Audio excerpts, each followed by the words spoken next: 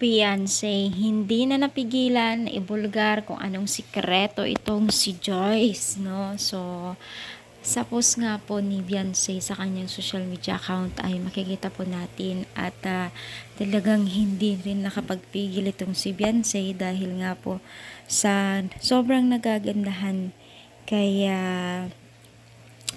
Joy, no? So, sabi nga niya, sobrang ganda naman ng diwata na iyan. Grabe guys. So kita naman kasi natin dito sa larawan na ito na itong si Joy ay napakaganda ng smile at napakadiwata ang kanyang face lock, 'di ba? Marami din nagagandahan kay Joyce, no? Pero minsan talaga hindi mo rin maiwasan na may mga basher pero hindi nila alam na hindi sila nakakatulong dyan sa larangan ng pagtulong nila. Pagkos nakakasira pa sila sa imahe at syempre sa pagtulong, no.